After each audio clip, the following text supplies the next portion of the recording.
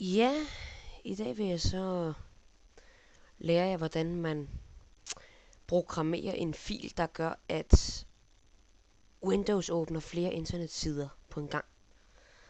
Og det kan faktisk være en meget nyttig funktion, hvis man sidder i et arbejde, midt i et arbejde, eller noget, hvor man skal have flere internetsider på en gang. Det kan være meget nyttigt, så det vil jeg lige lade. Så kan man skrive sådan her. Først så holder man Windows-tasten nede. Det er, hvis man holder hånden på mellemrumstasten, og så går 2 taster til venstre,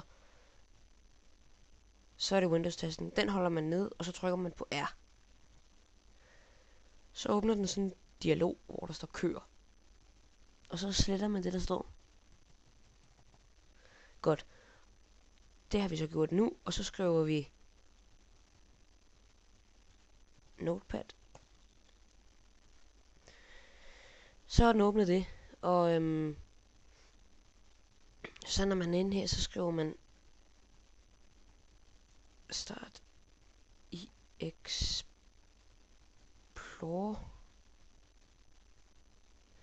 Så skriver man start i Explorer, og så kan man så for eksempel skrive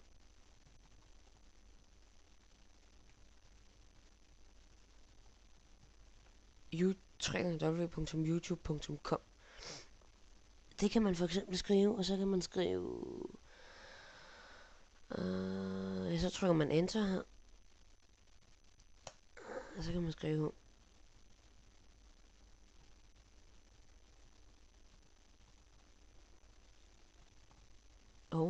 fik jeg lige lavet en fejl.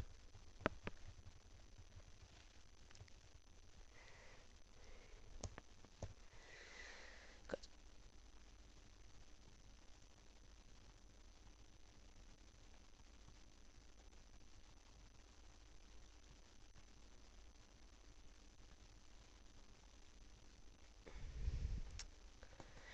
www.tv2sputnik.dk.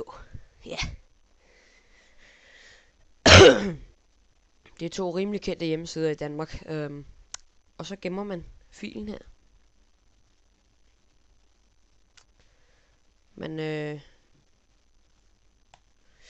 Man tager musen her.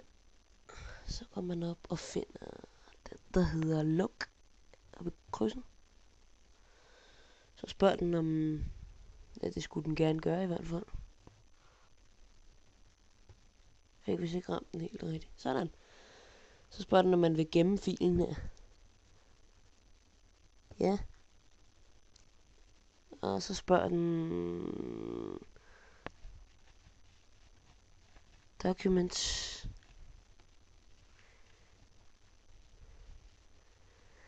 Ja. Ja. Den er god nok.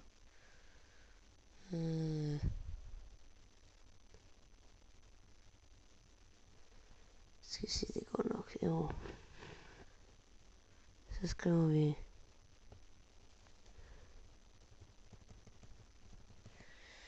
vi kalder den bare lige internet.bat. Og det er meget vigtigt, at man skriver bat, for ellers så virker det ikke.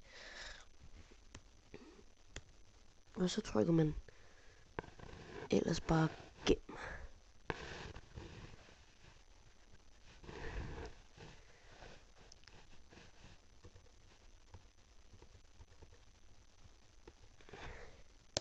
Save. Så.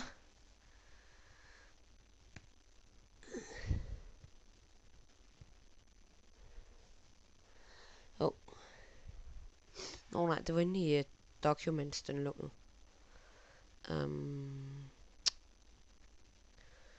Nej, ved du hvad, så kan man bruge sådan en smart funktion i Windows 7, der hedder, går man ind i adressemenu, det er flot, startmenuen, og så skriver man, det vil kalde den ent.bat.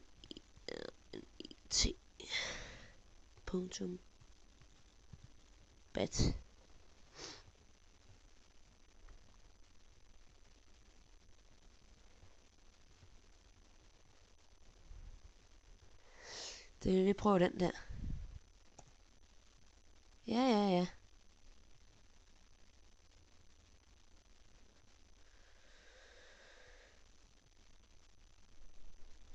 Ja, se så. Så kom TV2 Sputnik frem her.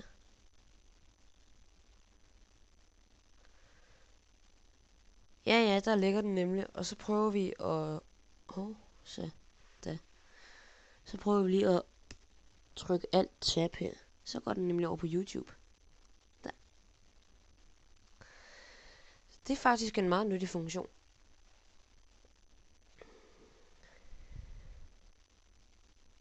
Og så kan man for eksempel... ja, lad os prøve at søge på en sang her.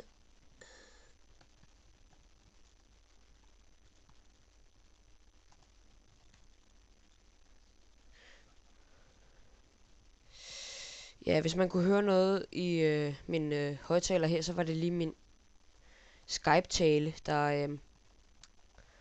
jeg har sådan en tale på min computer, der gør, at den fortæller mig, hvad, hvad min kontaktperson har gang i. Skal vi lige se her. MGMT time to pretend.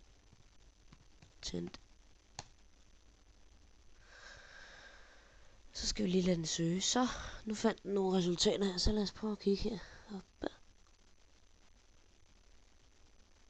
Der, vi prøver.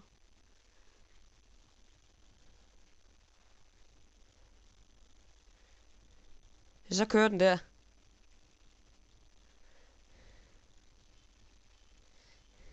Så det virker jo fint.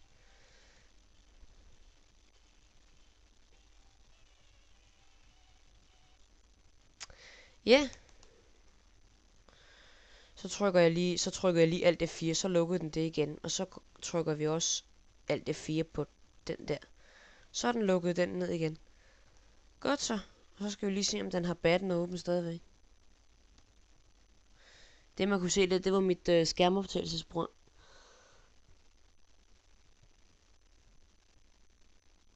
Og så. Da. Den skal ikke lige åbne Skype nu. Det var ikke lige det, vi havde.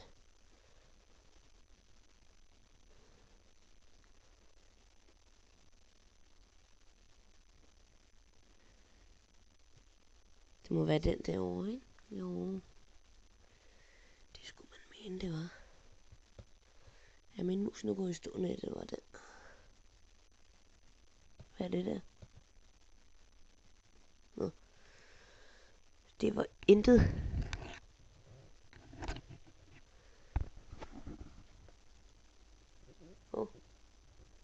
Det går lidt galt det her for mig lige nu. Prøv den der. Ja. Den man kan se nu, det er min record, hvad hedder sådan, record screen her, så. Det var så alt for denne gang.